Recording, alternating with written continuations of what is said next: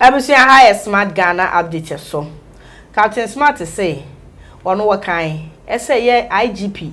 Some IGP need to be kodi obi foforo obi te say wura George Ekufu Damparia. Enima be sesa police adwuma no ebe ya akono. Ama wa to okura na be so do hu bewrem. Was it for the first time in Ghana? Face the country demonstration, you can demonstration akoso wo mayi mu a. Police folk di achomponya aduane di ye. Owie wasada police fo nyina ase. Yenko tie Captain Smart mra. Fanche. Ghana Police Service. Okay. Once again, me your police for presenter. Once again, kudos. Captain Smart. I told you when Dampare becomes an IGP. Okay. Police for dream mu beda ho. Yes wa. E twi na make kan nka so mabodam. Police na make man ka say police ni ana police for police ya dream mu beda ho. Police dwuma no be yi. And now for the first time police force woman did demonstration and chimi ya mo aduane. E bin sida. Captain Smart. Ele police for e di akire ya mo aduane. But Ghana Police Service, mama mo bunto mo ye. Me say there's a good day coming. All radio stations in this country, we are hypocrites. Nyame na ndem ho ne. Captain Smart. Yakopon wani agumo so. Ojai. Na mo ka say smart nkwa. Ena ekenti obi ankodu bebe obi kura tra radio station kese be okroma ka say nipa 15 na beba. Oh nipa 2 na bai. O 15 na doso na ye 2 pe. He is smart. He is unique. He is the best. Captain Smart. Me adie bie ni wiase ma be de ma no be siso na be de me nsa be ka e be fedi wonni me. Enti me mfa wo jimi enka masem. Wonni me. Dia wonni man say wo da wo sori da kra na say presenter be your friend Captain Smart wonni me. Any media house you went through any form of ordeal. Yeah, matured people. Enti no monfanche. Monso ayeso amosa mo mepe negativity na mon call report no. Yete mon kan e be respond. Observer Captain Smart ene yate nka no. O se amanfuo binom, ensemtwofuo binom, ahoyia ne nya atwom. Ayo mo se yale. Enu nti no wo mo yeso me call demonstration mo se dipa 50 pen e beba. Enu obi so mo se dipa no wo hu wo mo no. Na 15. Na eje. Captain de no. Was saying some trophy binum nyatwom. Obi tina radio so ka say the demonstration on be ko nipa 15 pen ebeba. So one buy no me 2. Mante say obi ka say nipa 15 ebeko and demonstration bi no waya hu dede o Ghana ha nipa ankoda. Because don't forget say sebe ade bi ade beba o Ghana ha bia no two sides either against or for. Until more against the abino will go for the face the country. It may man that so be because nipa 15 ebeko. Nipa 15 there Captain Smart and nan for cry say. And the leader of face the country no nkasa nkora so go for say. Iti men man tipa kro kan e bi so nso te eno so nche obi nkasa. Ano se di obi kan. Yes. Ana osinya atwom no de nya atwom no. Se nya atwom o de no kra so bi hu so ye nya atwom sa. Oh yes. Said opre yedi amagana no nye yedi na opre no bia na yedi na wode wa no kasa opre nye yedi na apene mum bibi na ankoye o baabi e na wode ho abufuo eye niam bi nti obi so betu apeke from that anger kasa okra so yenya atwom eti the maker answer Captain Smart shouldn't create impression say obi ona na nya adwe bia yenya atwom. Oh, face the country. I don't believe in face the country. I never believe in. I never support face the country, and my come from day one. And also in Chester near Makoye Ogana ha. And no. I feel say we can dialogue it till a certain period, especially on Mampani first term in office. No, yeah, I got demonstration that means things were on course, and things were on course now. Yare abebom no enye shuruburu abada mo amudi hu dance say yare ne bai say bai dey that yare no so cause problem am no ka say business kwa cinemas afena me celebrate mo person mu bi ne kakra so what I say creative industry dey suffer pa music movie ene saa afo nyina sofa nche saa de a ada ne ye free ade nim kakra kraba eja third wave na asama de ko asan akoye yi ne ye free ba ne ye free mu wieye ne ye koye face the country demonstration which can be done on dialogue between akamwasemanti so obi support wa na nche so enya atwom hypocrite no nche so enya atwom nye hypocrite say o person o na hu no saa na so to you no ni senye npe na ebetimi a support wa of course okay and ye kan obi won mo a wo na wo se ho kire wo ba no ho nkire no aho kire ba yi ade bia bebe aho kire bia na bibia bebe obi nyamfa so obi lose etudo o win no anade o nyamfa so do all gain from it no o hu no se ne ho kire no njade na also support to face the country okay o de hu no se ne man koyi ma ho me metiem se petro ntumu and ya hu se obi onimi bia nse akwan na petro me de number 1 akwan petro because ane ma nyina na ma asetrem ye mre kakra ye to petro mu a taxi driver o chini isu ehunu amane ye to petro mu a de okofa bode every for bode betum truck e ba betum timi de petro ne akwan de e ade e dama kuma so ni ba petro ni kwan demonstration ka be de achi of course okay so once the am kasa face the country mo can what do we have to face because everything is fixed already but some of them have broken down if they are broken down they need to be repaired okay. Not to fix Ghana ni kwa ha na e dey na ni ha assess and na assess it dey here omu here repairs akwankwanya na asai but dodo na asai it dey asem here repairs ye here fix na no be kasembi Ghana ye mpanifo na wose sorry nipa no bebrebe na wose e bi omani woni e ma bi ho Ghana for mpanifo in as much as the small room for improvement they've also done well se si am no ka say emre bi atwa na university okroma nyina ye tupe meboa na ye Legon or Tech na ye 3 Cape Coast Tech yes. And Legon and na Royal Semres so be try no the UDS e be count se si am no ka say there was several universities in Ghana a man for the opportunity so when you Legon kwa when you ha that means we are doing well. Those say we are not doing say yenya no awon hare so yenya na won so na say ye betumi akobie ka ho ache de ye hu it fix the country no I don't support it I support dialogue yanku yanim yan kansam kwa me nkrom na da nyom so ba mo say akra I'm sorry I'm sorry wan mama ni me nkomo etino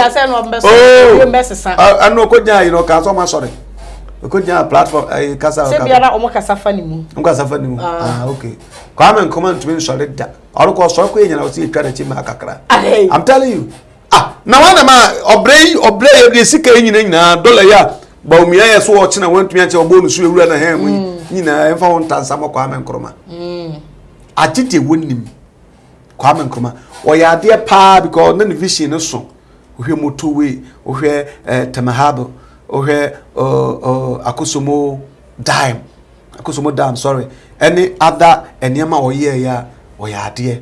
But changing our currency has been our number 1 problem. To see this no. Yes. Didn't French for whisker. Every French speaking country will go to Biano. I'm the safer. Liberia ha, I'm so masters in American. I'm the dollar. And yena ya pre and who's yes say is canning na yes offer. Yes offer. Can you do pound sterling? Sikaba na chen pound sterling. Eti kwa me kuma de won tumi sore kra usuo kwa so be sore obi a onim abakwasam yie pa no kwa me kuma sore no nya na hwe ogu na so what you say entino they are doing well only say they need to speed things up any corruption kitinkiti bia wo institutions bim and no demonstration mo ya me meba bi say temahabo obi akoto car efra brochire e bia car no to na brochire $15,000 ne bo de kra no wato $15,000 no the baba be year ye jin car no kwa hu sika be 40,000 Ghana cedis 400 million adan car na wakoto no na wantumi antua anyia ne a o se car na mo bi be 5,000 cedis 50 million can 50 million ana ya man fuk ya man abode kwa bia 10,000 car no obi akoto $15,000 dollars no yanka yebama na yi no yema nipa yebama no bo a wontumi nyi na wontumi enyi a no ya ohia ma obi 5,000 cedis wa branka nipa na akoto ne car na ba na ohima what ase na monte sika nso ma no ntumi nyi na ade it means such demonstration obi kwa meti akire bi any license office akronfo no bi mo mafrafra papa fo no mu no wo wa ya license wo kwaje no wo tua kawi na kwaje ko obaso osama no say bribe asa where you license the amount it's a more institutional your friend say demonstration ka me di akire bi but then face the country no so much say adwuma ni o man yi mu adwuma ni o man I don't know any demonstration adwuma start sumu well enough say was be adwuma ni o man ni mu no omonka say adwuma swa wo man yim adwuma wo man yim adwuma swa wo man yim they are two different things adwuma ni ho any adwuma swa adwuma ni what adwuma bi ni ho ba no ka say tama wo nam street to wo come no obi ye adwuma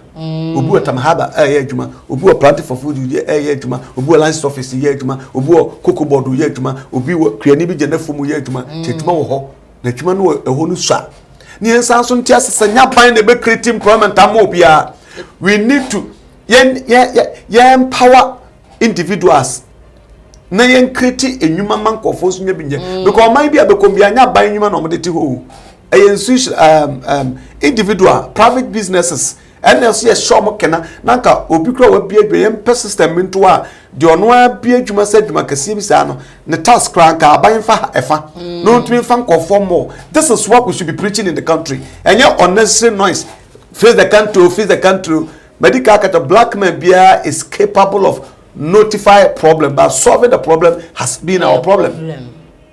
It feeds the country no won so contribution there but there ne yenye enya placard na ba trust keke no chere solution okay chere solution adwuma ni man mo so amoko anu in your own small way ubetumi am plan for 4-5 ka wafa bi some of you etiyen kan ye ma be ma private businesses private say companies ebetumi aye more and ba man kofo nya aban adwuma san no betumi akreti aban tumi kreti adwuma tutu bia sa nti say private business now say encourage na nkofo nya bi ye na nkofo trade na ne taxes or card ya baye mfa tax kakraka nkoto so ema na taba mumubu ema onyai okwa despite media omo odwuma kakraka omo eto this way we the advert mo mfa receipt ya mo pa akramra me omo ton this way omo ton specialized no driver for loaders any other including omo ton street him where you can Japan so or farm or you say cold stores or nkofo nya biye it these are the people say empower no ye nyen say bia na aban me adwuma nyo adwuma be na aban fama na ye me can one district one factory nkogo exactly men ka sa ban ntumi nye o aban betumi aye ba ontumi nye mo bie nya bi aban adwuma the whole world country bi no aban adwuma no bie ye ba aban adwuma so ho ana mpanifo nso mbotumi ayati ye nyina ye nse ho yade ye ntutu ye hofo say one this one fact no amampani obotumi aye pa ma na broso sika na amosem oje 100 Ghana Canada Japan ka say ahode amampani di channel call free SHS no so what you say so that say ahode na one district appeal or appeal si entua 100 Ghana cedi nie fa nkosi cathedral no onyankopon ka ase Ghana nyankopon ka ase onya ba bi me nsom no nyamesom panse wonua mo ho beto wom yebenya aduane adie en na ebekasa na ase nka wurade mamen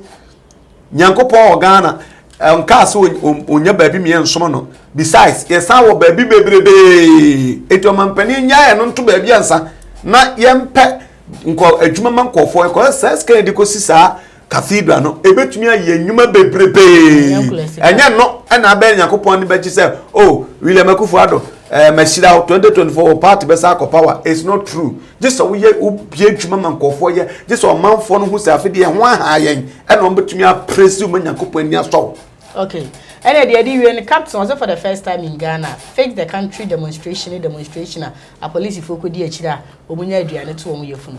This is the first time in Swa police for abedi aduane kakra mo beka mo bia tede bi oyo mu dinate ne ente ta ozo omu ko munya bi ni o oh captain no omu ko di de ana mo kra no we because wa force to aben who key member into the bekoso bi ebobo na mane na so obi kon demonstration aduane omukodi ma be ka kire ho oh send you why central in the oh menu aba obeti ebe fa na sum menu aba because dey ekoso na that also first what to be that separate for aba so bko ya momo aduane ani me dem say aha it won't tell that why do you come say police for aba come what that so aba tell police for ani wo so make say ekoya ma aduane ani ese enhyem no we na ho kan police for so aba confirm say ya momo aduane ani ebe tu aba say o kan tutu no man yehu say omo call office the country bibia was in order ba because yet so many police for kwenya encounter on the boom ono wase why central ni ma police for oh ye ni ha na captain eta catch the police for say omo o ta blast one